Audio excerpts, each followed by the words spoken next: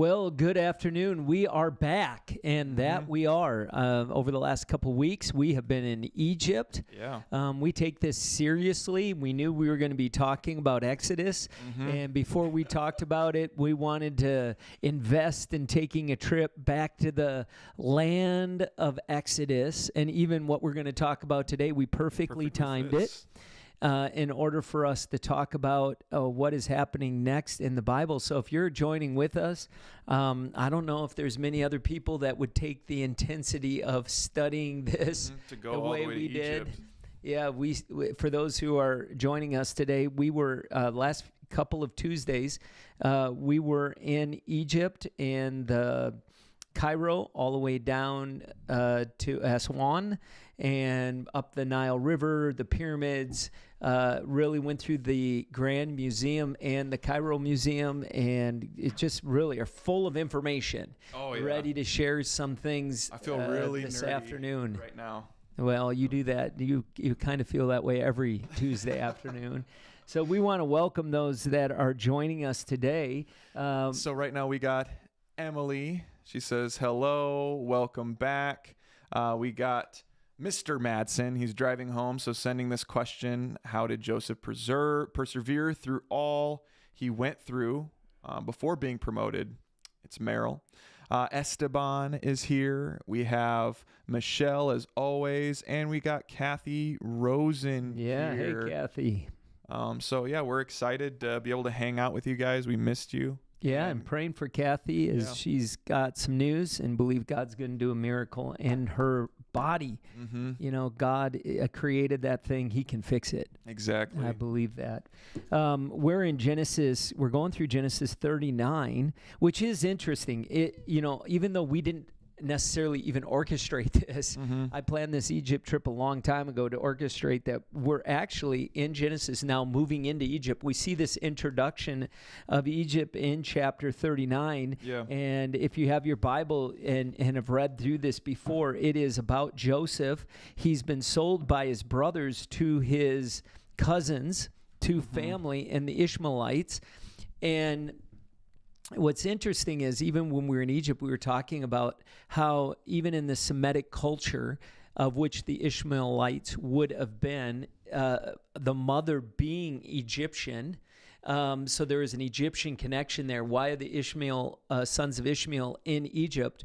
They were selling to family. So when we were in Egypt, one of the things they talked about is family would never sell their family to non-family, because the idea would be that they would be treated better if they were sold by family to family, and they wouldn't mistreat them. And so this wasn't an unusual thing for the Ishmaelites to buy their cousin, essentially, in Joseph, and pay his brothers for it. And they talked a little bit about that. But the thing of them coming down to Egypt and then selling them Egypt would have been frowned upon. And in reality, the Egyptians, when they're selling Joseph into the Egyptian, they're not selling them to non-brothers. Either their mother is who? Who is the mother of Ishmael? Is Hagar. Where does she come from? Egypt. She's an Egyptian. They're selling him into their family, essentially. And even if not, there's something else that we're going to share with you today, that Alex and I are going to share with you today, about why it is so important to know what's going on in history around these stories. And while we were in Egypt, we heard a story about what was taking place, really an historical narrative of what was taking place when Joseph went into that region of Egypt. And so if you have your Bible, go to 39, and we'll take a look at this. It says that Joseph was sold into the household of, say it with me, you all know this, Potiphar. You can't forget that. And Potiphar apparently has a wife that isn't very happy in her marriage, or her husband's gone a lot. And Joseph quickly rises to the top. There's a saying my professor in college used to always use: cream always rises to the top. Yeah. Whenever you're a person of character, you're someone who works hard, you carry the favor of God on you, you will always rise to the top. Man cannot keep down those God elevates. favor of God is like the salt in salt water. It lifts you above the chaos below you.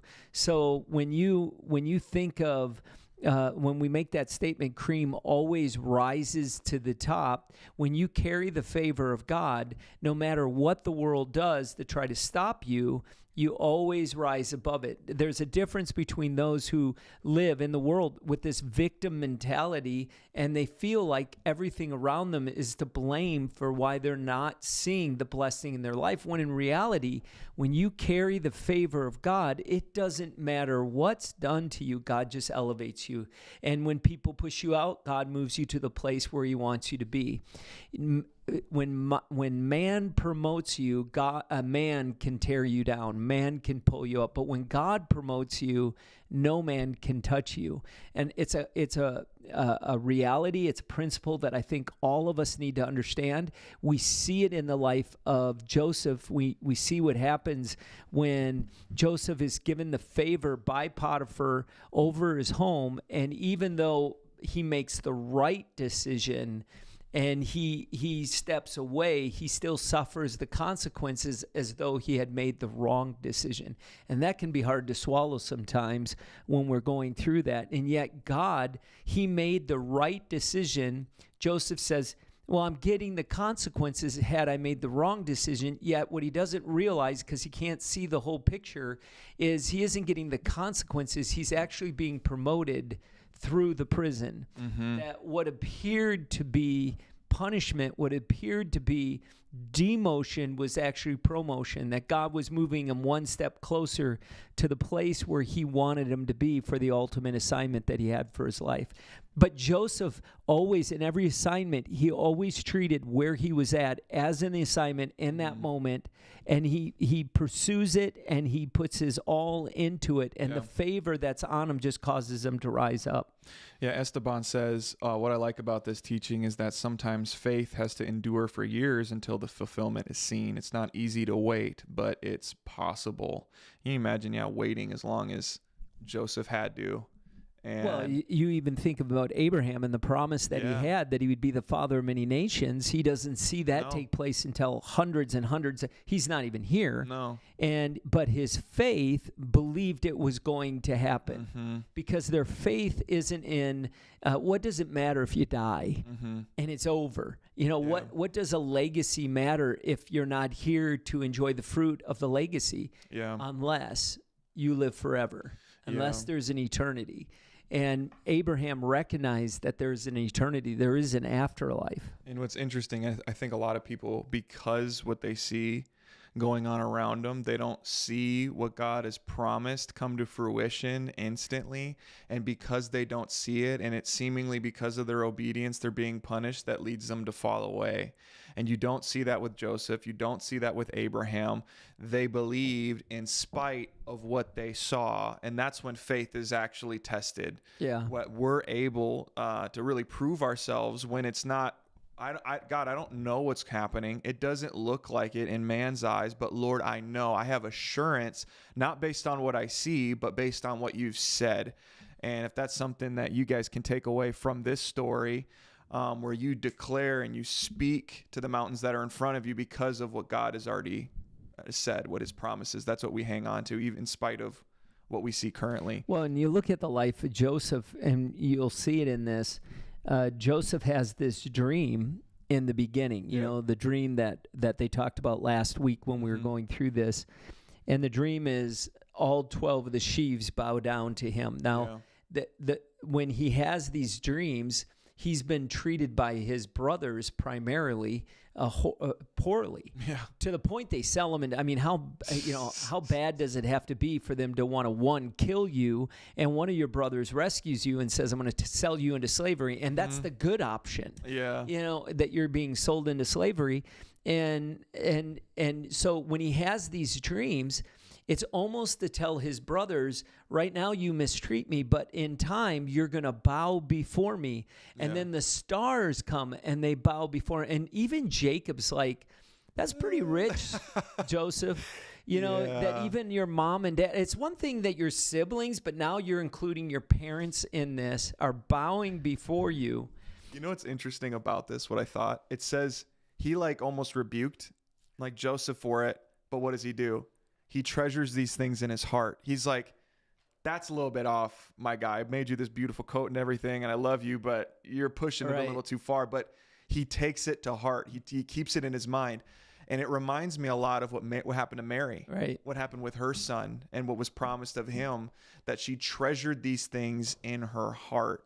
I thought was pretty interesting. And that same blessing that was on Joseph and the family of Israel was really carried out to completion in Jesus, the ultimate fulfillment of the world, bowing to him continuing the Davidic line and being the king of the universe. And if you think about how Abraham passed the blessing to Isaac, not to Ishmael. Yeah. And then how Isaac passes the blessing to Jacob, not Esau. And now Jacob has 12 sons. You have to wonder too in this part, like, who am I passing it to? Yeah. And who am I passing that favor to? And yet that coat is really a sign of favor, and he's the youngest out of all of them. It's like he goes right to the youngest before Benjamin. Yeah. I guess Benjamin would have been younger than Joseph, but he goes to Joseph and he puts the favor on. But like, he gives this dream, and at that point in time in that dream, it's almost like he's inspired. Like, I had a dream, and you're all going to worship me. Not really exercising wisdom, No, Joseph. not wisdom. And I think even as he's telling it, just in the response of his father, yeah, sure, the sons, the brothers all look at it and they're a little jealous, maybe angry. They want to, at that point, they're just upset with him. But for the father, I think for him to look at it, I think what he was seeing is Joseph was telling the dream with an arrogance. And Joseph saw the dream as vindication. Ooh. That God was going to bring him vindication, and God was going to elevate him, and then he'd be recognized for how great he is. When you go to the end of this story, and he comes, he says, what you meant for evil, he realized in that moment the dream wasn't for him to be vindicated. It wasn't for his glory or for his identity. Sheesh. It wasn't for his name. Say It that. it was actually for his brothers. And his brothers hated he had the dream, and yet that dream would be their redemption. Yeah. That dream was going to be the thing. And not for his ego. And for Joseph, he realizes that I had to go through all of those things in my life to deal with the arrogance, to deal with all of that, so I could come to a place where greatness is when you put yourself down and you elevate the importance of the others, the brothers and other people. Yeah, that's so good. And I think of when what is it talks about over and over again, those who exalt themselves will be humbled. Right. Those who humble themselves, he will exalt. And it even talks about in Hebrews how if you read this story, I will really want you to focus on the comparison of Joseph to Jesus, because every time I read this story, it's like Jesus in bright lights. Like, I literally just see the story of Jesus carried out as you read this story.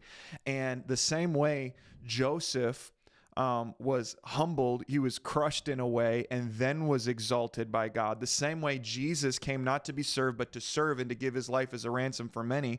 The Bible says he learned obedience through his suffering, and God exalted him above everyone. But he had to go through the suffering. And I think a lot of times, like you said, we want the blessing for our own vindication. We're being mistreated. People are counting us out, and we want the blessing because our ego is hurting. And so we want to be blessed in front of everybody because of ourselves, but we don't really see the blessing as a service to others. Like, our blessing, God's blessing and favor on our life, like he promised to Abraham, wasn't just for his ego. It was actually to carry out a purpose and a plan of redemption throughout the whole world. But what does man do?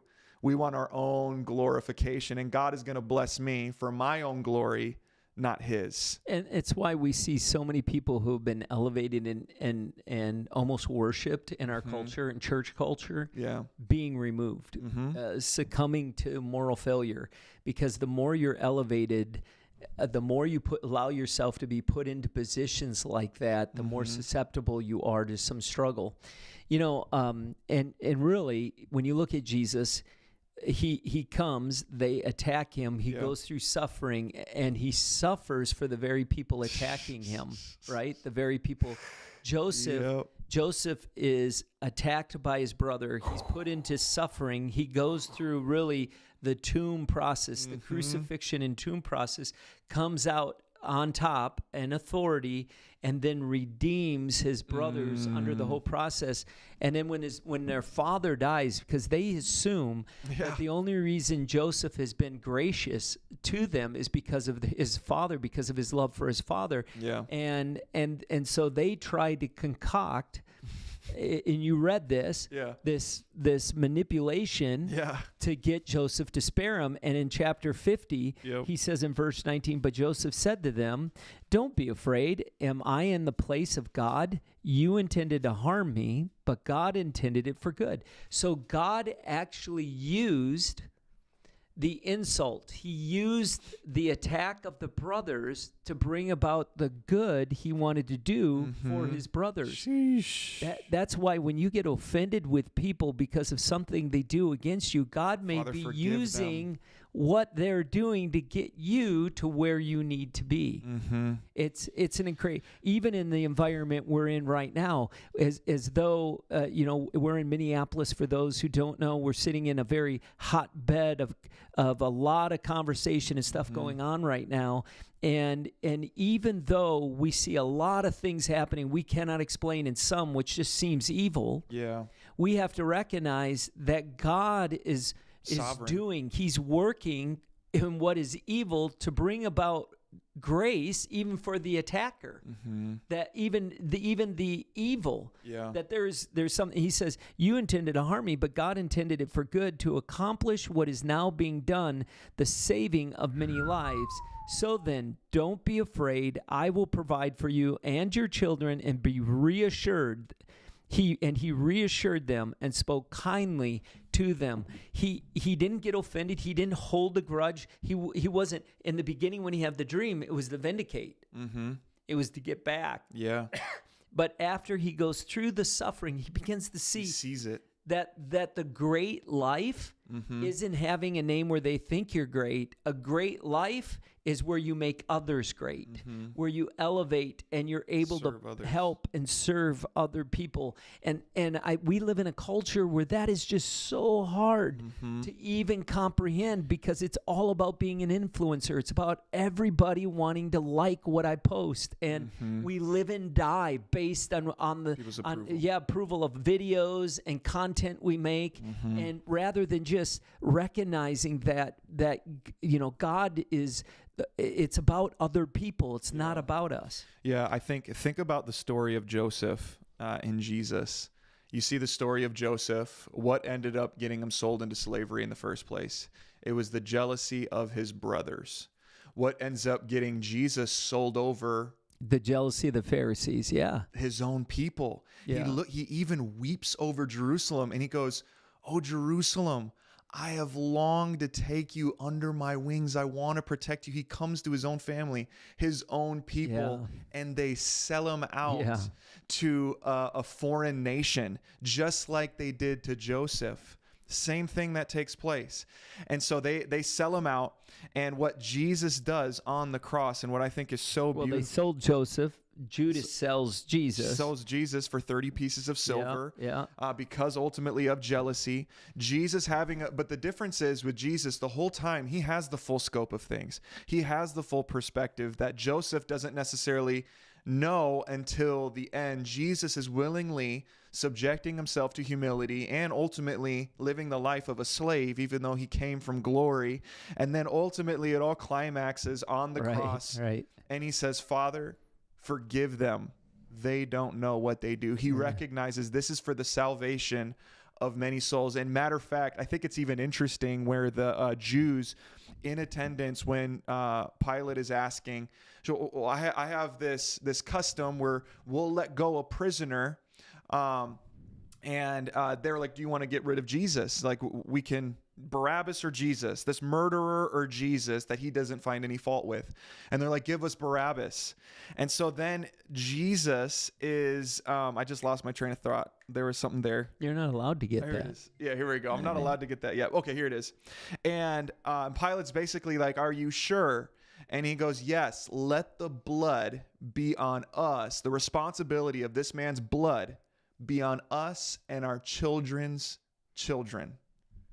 It's crazy. Even prophetically speaking, the high priest says, because they don't want their position of power being stripped from them because of their jealousy, let's get rid of Jesus so Rome doesn't take away our seat at the table. We love our power and position rather than truth. And he says, the high priest, it says, it's better that one man die than our whole nation.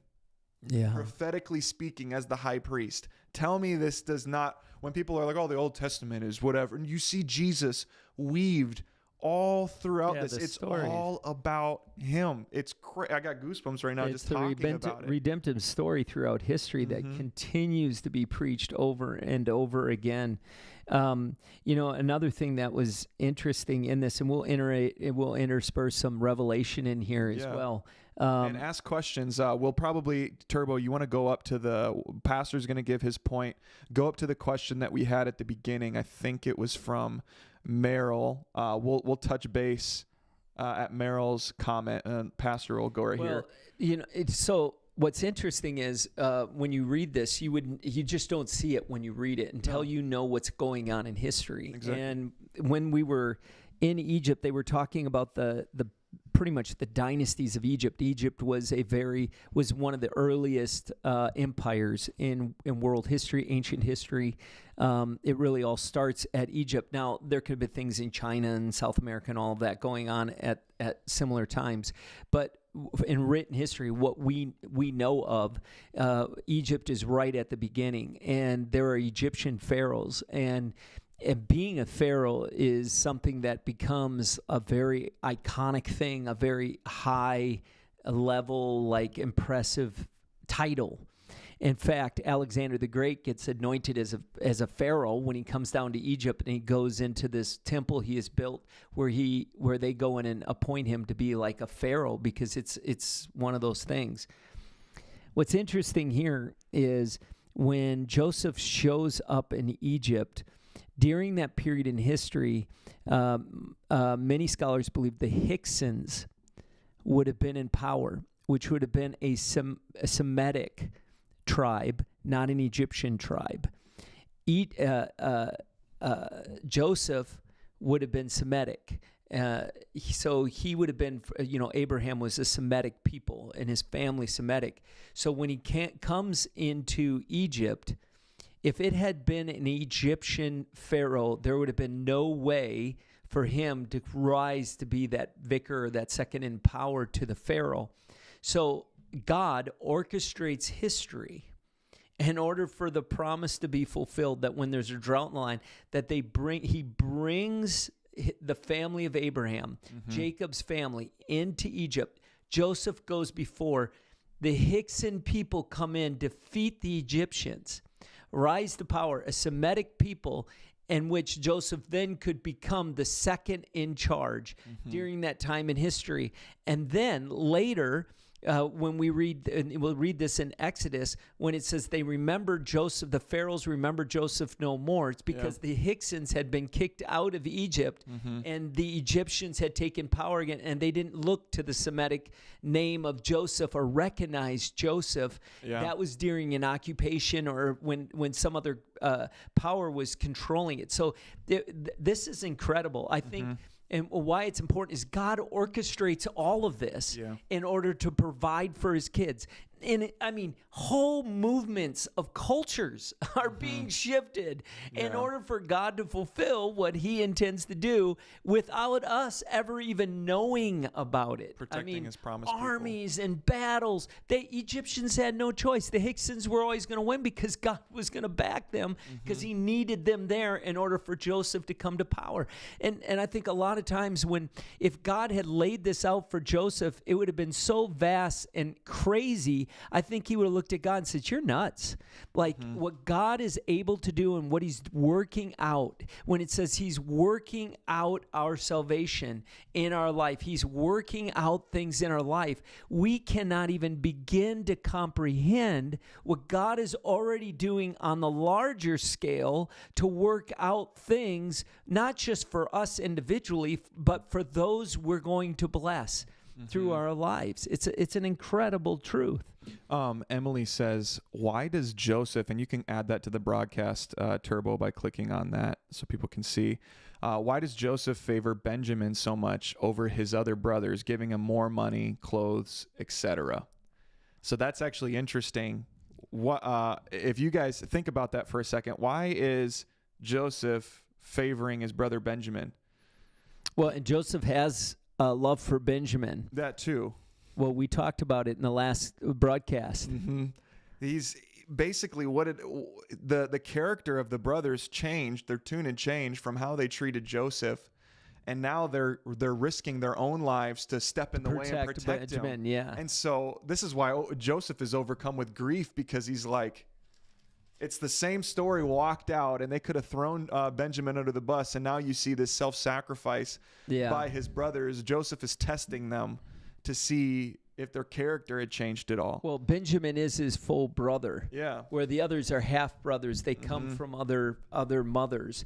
So same father, different mothers. But what's interesting is even in Jeroboam's time, Benjamin always stays, or it's like stays with Judah instead of going with the rest. So with Joseph, Benjamin stays with Judah. So we'll get to that when we get to that. Actually, that's going to be in a while. That's going to be a while. But we do have the blessing and curses that we could go over. I figured. Well, let's answer go to that question. So Joseph does like favor Benjamin, and the tribes of Joseph that come are Ephraim and Manasseh. And when Jacob comes to bless Ephraim and Manasseh, he blesses the younger over the older. He crosses his arms. So Joseph essentially brings the older son, Ephraim. Is it Ephraim? Oh, my brain just went 50. Yeah. No, it's not chapter 50. It's chapter right before that. Yeah. 49. Yeah. Blesses his sons. No, it's 48. I think it was. Anyway, he takes it's Manasseh. It's 48, and it says, so he took his two sons, Manasseh and Ephraim, along with him. And when Jacob was told, your son Joseph has come to you, and Israel rallied his strength and sat on the bed, Jacob said to Joseph, go, Almighty appeared to me at Luz in the land of Canaan. That's now Bethel. There be blessed me, and he blessed me and said to me, I'm going to make you fruitful and increase in number. And then when Israel saw the sons of Joseph, he asked them, this is verse 8, who are these? They are the sons of God has given me here, Joseph said to his father. Then Israel said, bring them to me.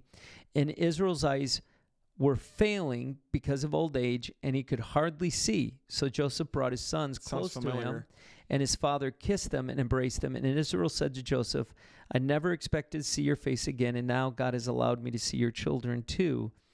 Then Joseph removed from them, from Israel's knee, and bowed down with his face to the ground, and Joseph took both of them, Ephraim on his right toward Israel's left, and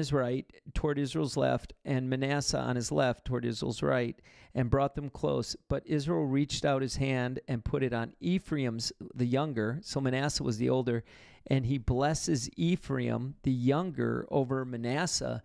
And Joseph tries to correct the blessing and say, you're blessing it wrong, which is what we try to do with God sometimes. And he says, no. And what we see, it's interesting. Why is it there? We see this constant crossover of blessing. Like you're supposed to bless the eldest son. And by the way, that's an Egyptian concept as well. The oldest son would be the Pharaoh. not the second. No. The heir was always the oldest. Yeah. But in the kingdom of God, at least in the family of Abraham, we see the second being blessed again and again. And it's not the first; it's the second. It wasn't Esau; it was Jacob. It wasn't. It wasn't Ishmael; it was Isaac. It's the second that is being blessed in this, and you have to understand why is the second or the younger being blessed. In the two sons, which, by the way, the two sons of Joseph become two tribes of Israel. Yeah. So Israel has 12 tribes. One of them becomes a Levite. They don't have any inheritance. Yeah, Simeon and Levi. So the other son of Joseph, Manasseh, makes up that, and then Ephraim makes up the 12th tribe. So the two sons of Joseph make the 12 tribes. But what's interesting in this, when you look at it, it's the blessing. The first Adam came, but it was the second Adam that redeemed. The first, so this promise is always passed on to the redeeming portion, the redeeming son, the second, not the first. Where in the world, everything's passed on. The worldly system, you give it to the firstborn. The firstborn was definitely brought to the Lord, but it was the secondborn that was the redeeming factor.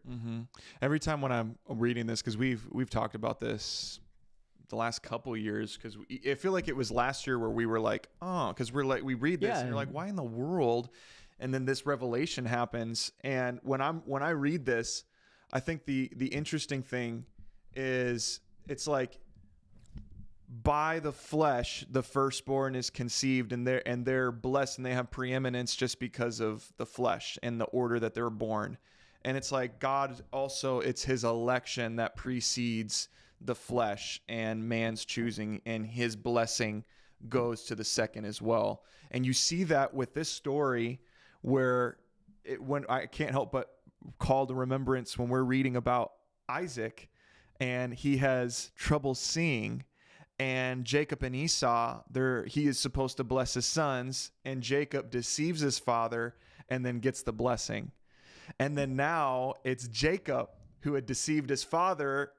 Joseph is trying to correct the order of things, and he goes, no, this is the way we're doing it. But what's interesting, even before Jacob's deception, God had already ordained it. Yeah. Even when they were in the womb, he told his mom that the older will serve the younger. Before Jacob's deception and him trying to take his fate into his own hands, this has always been the plan of God.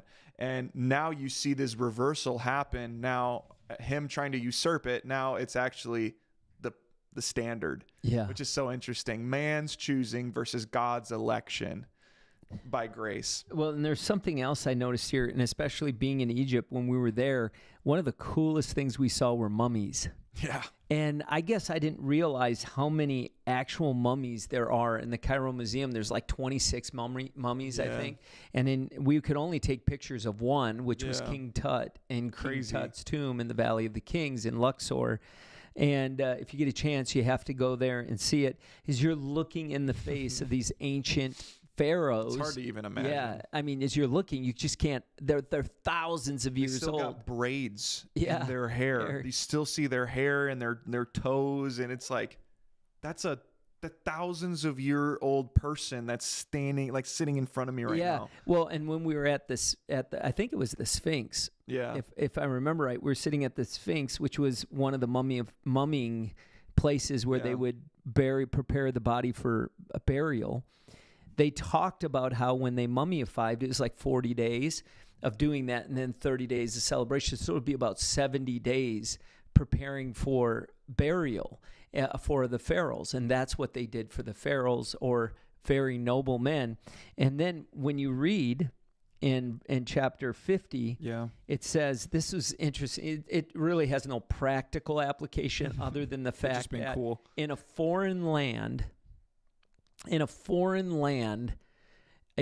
father Joseph is literally treated this way. It says, Joseph threw himself on his father and wept over him and kissed him.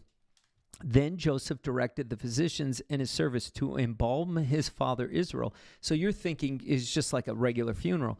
So the physicians embalm him, taking a full 40 days. It doesn't take 40 days to embalm. It takes 40 days to mummify. That was the time required for embalming.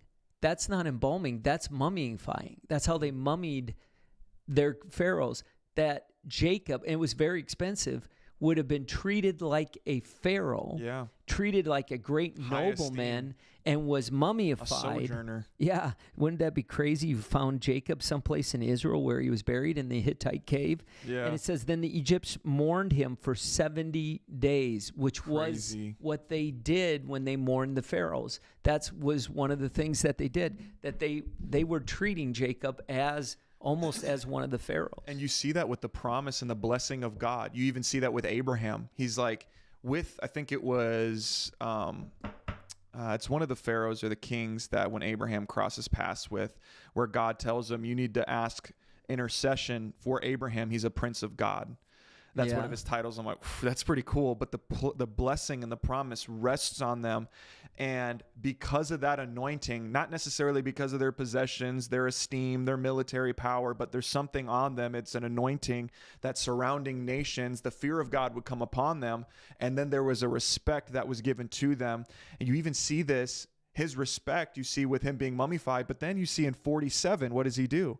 Then Joseph, in verse 7, then Joseph brought in Jacob his father and stood before Pharaoh, and Jacob blessed Pharaoh.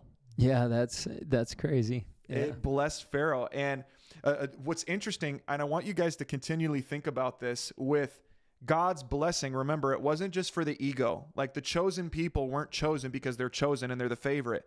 They were the chosen people to carry out God's will and his purpose here on the earth. And that was to bless the nations. Remember, you see with Abraham that he would give him land, multiply his offspring, and then he would use him to bless the nations. And anytime, I'm always, something to think of is always remember back to that promise as you're following this family. You see this carried out right here. This just nobody, sojourner people is blessing the Pharaoh of Egypt, which is an ancient empire. Mind-blowing. Yeah. This group of, how many people came into Egypt? 70 people? 70 at the most. It's crazy. A family. Yeah. It is a family. And God literally, because Joseph faithfully walks through, and later we discover God had ordained the steps of the righteous.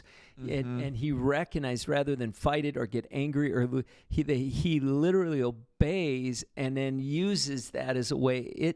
If we recognize, that's why it says consider it pure joy when you face trials, because God is really working and moving and shifting things, and you may not see it right now, but it is going to work out for good.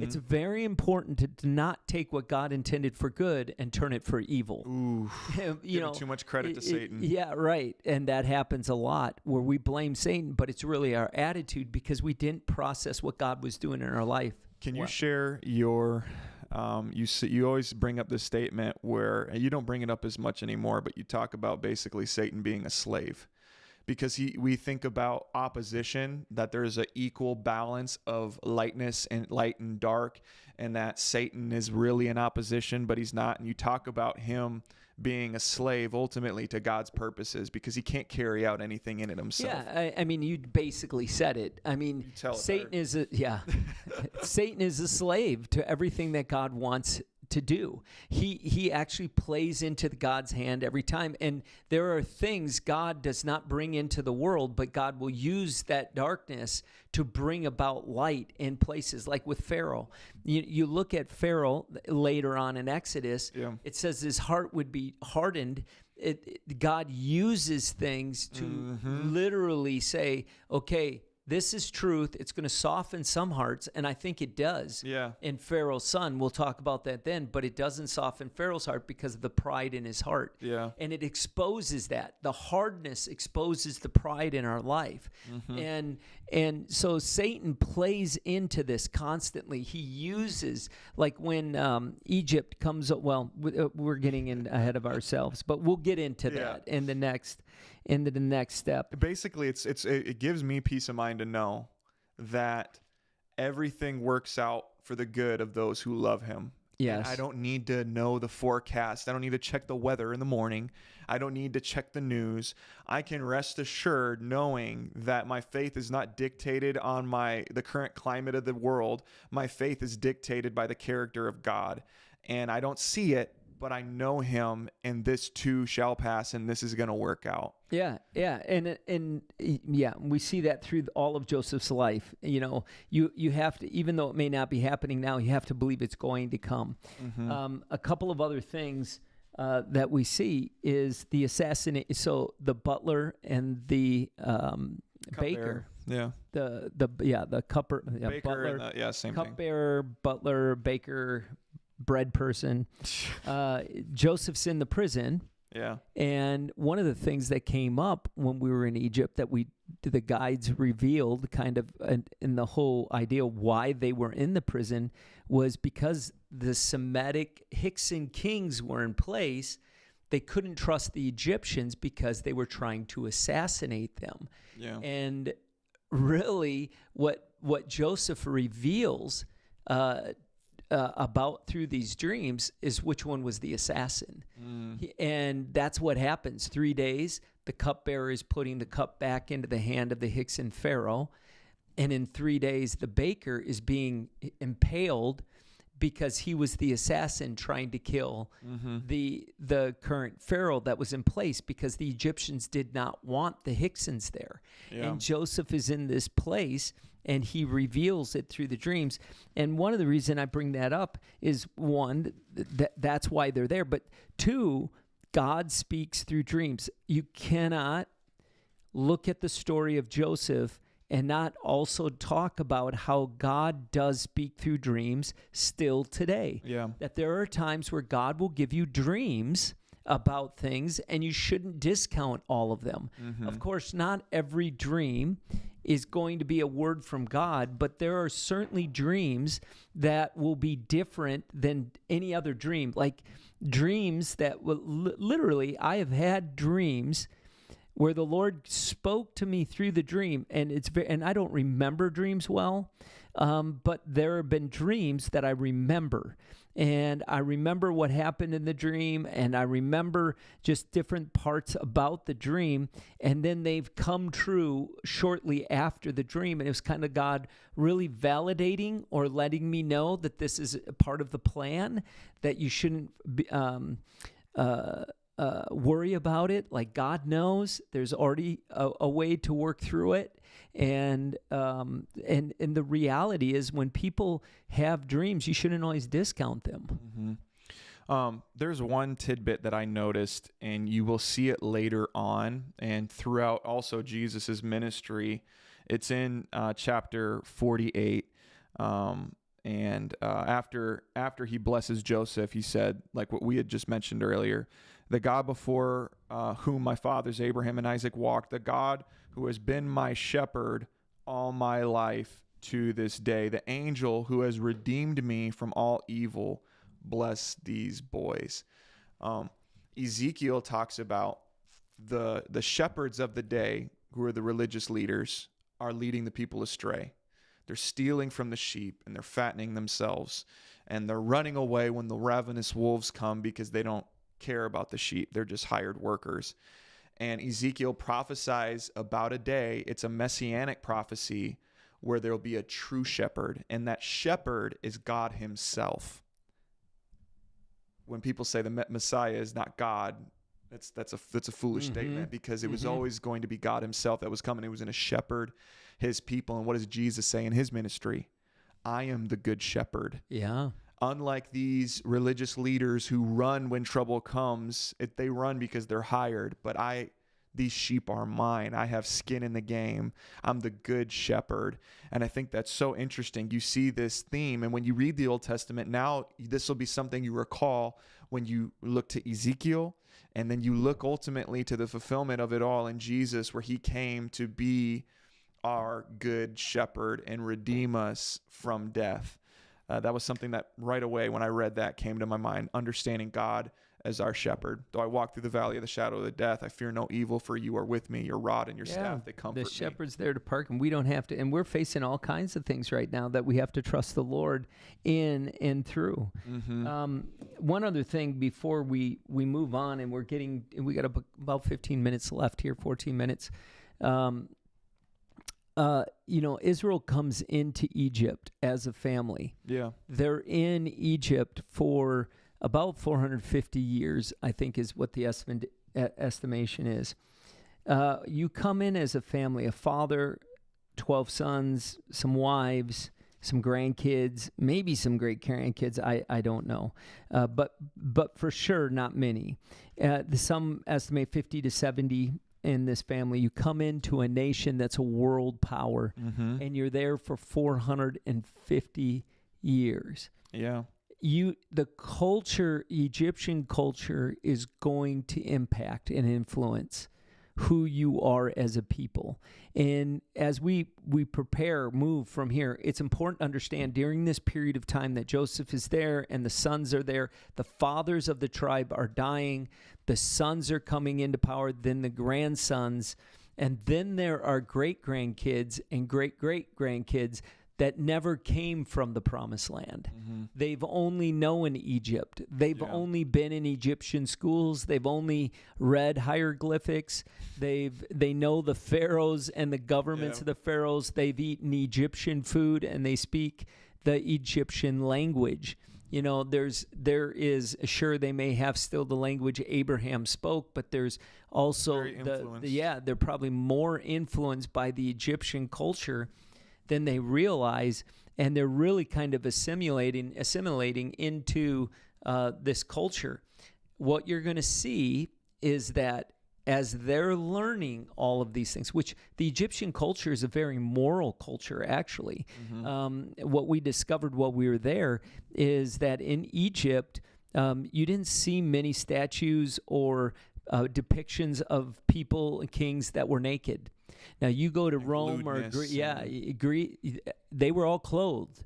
It wasn't until Alexander Great or Ptolemy, the general of Alexander, comes to Egypt that we start seeing nude depictions of human beings. There were a code of conduct that the Egyptians had, of which their ethics. Their ethics. By. Some of them, the Ten Commandments, were in that. Yeah. How you treated people, and you when you read the code of ethics, you think it's a biblical. Yeah, it sounds like today. It's like that's a good standard. Other than the fact that they worshipped many gods, you would think that that the Egyptian people had a very sound moral compass, right? And they prided themselves on that. They valued life, all of those things. And we see this covenant people being raised and kind of nurtured in the womb of Egypt. Yeah. And it makes you wonder if that God was trying to move them out. They come in, they've had Joseph second in power. They're esteemed people because their brother and uncle is in the highest place of authority, and then the Egyptians take on the Hicksons, and the Hicksons are basically pushed out of the land, but Israel's still addicted to Egypt. They're still there. They're integrated into culture. And I wonder if God was trying to move them out throughout that 450 years, trying to get them back to where the promised land was. And it wasn't as easy as putting a plague on Pharaoh because he had Sarah in his palace, and Pharaoh kicks him out of Egypt. It wasn't because now this family's turned into a tribe of people. And so historically, you have to move along with this family, recognizing that there is culturally they're being impacted by the Egyptians. And where the blessing became a burden, what God used to bless the people became a burden, which just came to my mind. We'll read about this next week to prepare you. It makes more sense knowing about the Hyksos. They end up persecuting this people, and it's because they're afraid, right? Because the Semitic people once ruled over them before, and now they're treating them harshly and trying to population control, lest they overthrow them like their cousins did. So it's another thing that I'm like, oh, that actually kind of makes sense. Why would there was such a fear? Because they had just had blessing and were multiplying, and the Pharaoh is like, we got to figure this out lest they take control of us. I think the thing that I always consider when I'm reading this, when you see this with all the patriarchs, they're so serious about taking their bones with them. Yeah. Like, promise me you're not going to leave me here, even after they're dead. What does it have to worry? But they're so focused on the promise that they don't yet get to experience. But do you think, okay, so Joseph is in this Egyptian culture. Yeah. And they are fascinated with the afterlife.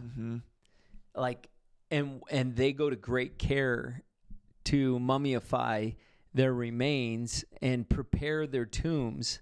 I mean, because when you look at Egypt, the pharaohs built mud brick houses and palaces.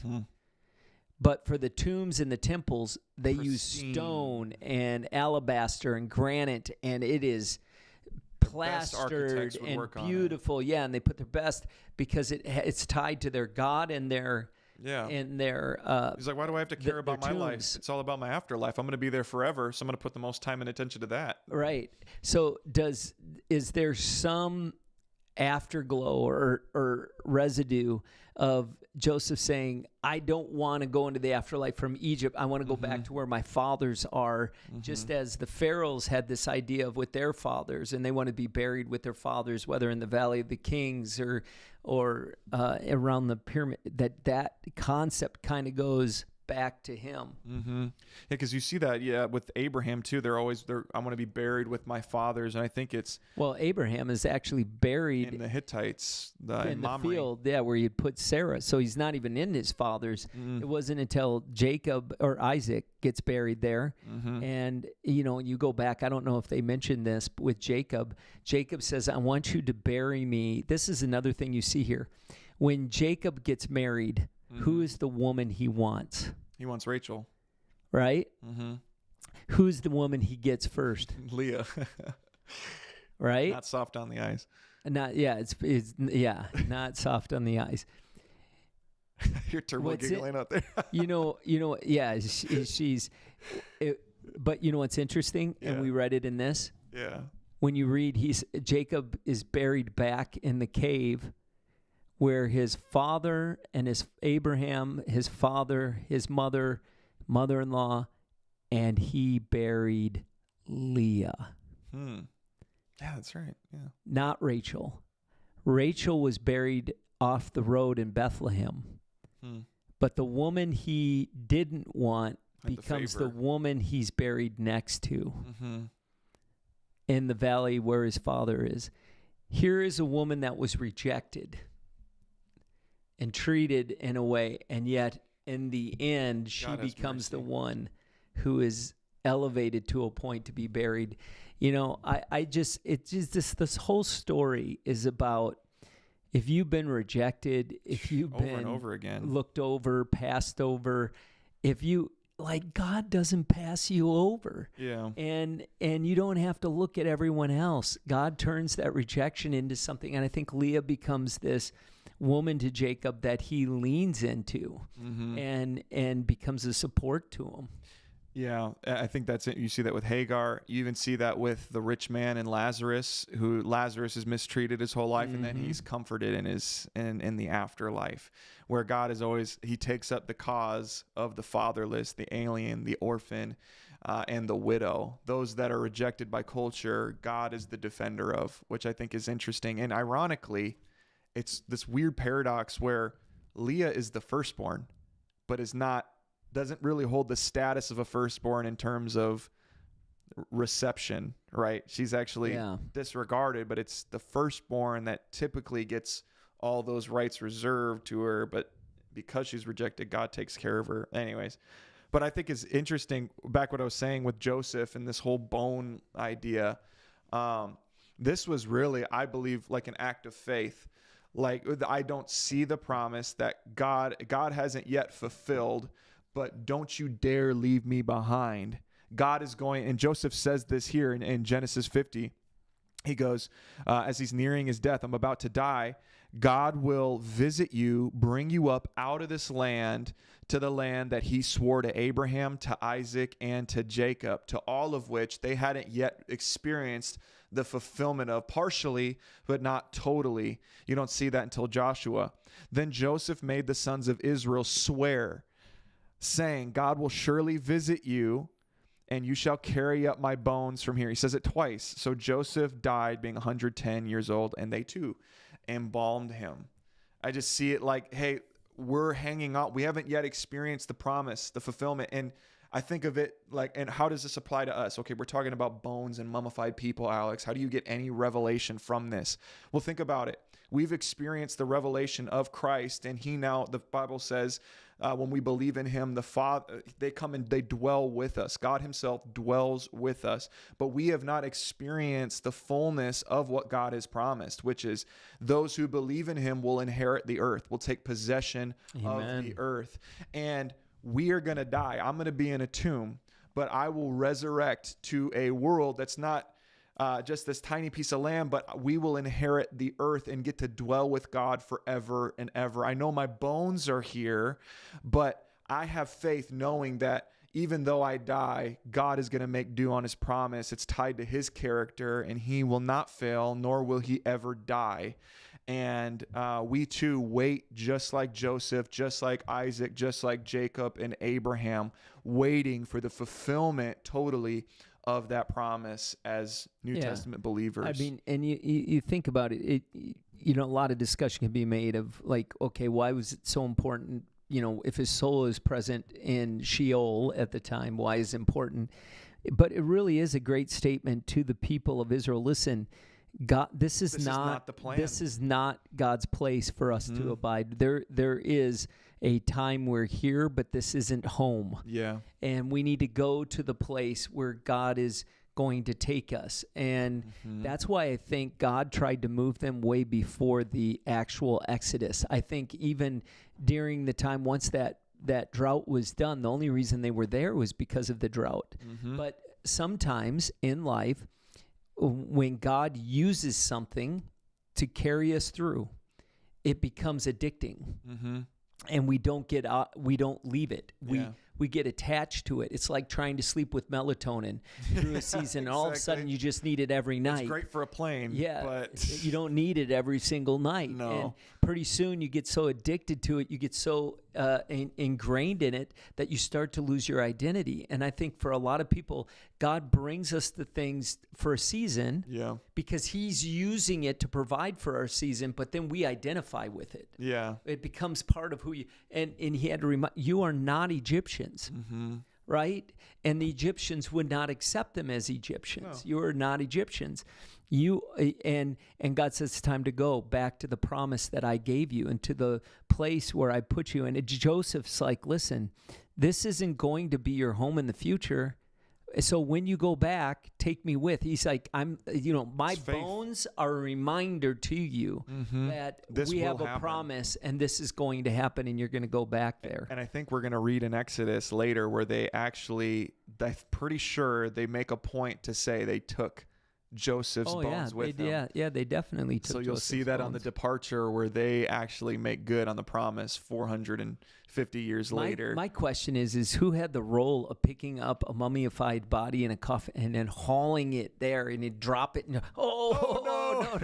It's like ashes, It is crazy. And apparently, like even in the Cairo Museum when we were there, you can't take pictures of the mummies. The only picture we could really take was King Tut. Yeah. And you're there. In fact, if you even pull your phone out, they're yelling at you if you're taking pictures. Yeah. See, that's the that rebellious spirit. He's coming out to take pictures. I didn't need it that bad, so I didn't. Okay, Adam says, question at the end, would being embalmed be bad, trying to hold on to this world when we already have left the physical body? Well, it says the bodies will rise again. Yeah. It talks about our bodies rising again. No. I mean, embalming is different for us than it is for them. Mummifying might be a lot of money spent on trying to preserve something that isn't going to preserve super well. Yeah. So I don't think there's anything wrong with it. And if there was, then we'd have to take a look at our current funeral home system, because you get pumped full of formaldehyde so you smell good at the funeral. Well, it doesn't really smell good, but well, I don't know that you smell anything. no, you don't. I'm You not definitely smell. sniffing. I'm not sniffing. When people go and kiss, they're actually smelling them. No, I always get creeped out by it because they're pale and like that's not grandpa. Like ugh. Yeah, and then you have that smell. which is crazy because it's not. Oh geez. Which is crazy because. We always say that, like, we think of our body as us. Yeah. And it's not us. Our soul is us. So the sins, that's something we'll have to talk about, the sins of the body, the sins of the soul. If you read 1 Corinthians 15, which we will get through at the end of the year, read 1 Corinthians 15 and you'll hear about the resurrection, what's going to happen and what's going to happen to our bodies. We'll be changed and glorified in the presence of the Lord. As he is revealed, our resurrection bodies too will raise from the dead and will be perfected. Yeah, so. It says dead in Christ will rise first, and then we'll meet them in the air. A great topic to start us out with as we're closing. Yeah. Thanks, Adam. Yeah. Genesis. That is the book of Genesis. Yeah. I'm glad you joined us today. Hey, Turbo, Tuesday give him a round of applause. Hit the round of applause. My ears started bleeding there. Yeah, you got to turn the volume down. That was for you guys. I bear my cross. My ears will be bleeding, but hopefully you got a loud applause. There you go. That's better for completing the book of Genesis. You got a new toy, and now you want to play with it. Oh, it's so good. I got to add other sounds into there. So we'll make those sounds as we go. But it's cool to hear. There's been people that have told me this is the first time I finished a book of the Bible, because I'll read verses here and there, and I actually finished it. And so I'm proud of you guys. Yeah. Keep going. We're going into Exodus. This is the easy part of reading the Bible, these stories. So, but keep going. And we're doing it chronologically, so it'll be a little different than maybe others have gone through it in the past. But thank you for joining us Tuesdays at 2 as we go through the Bible. God bless you, and we will see you next week.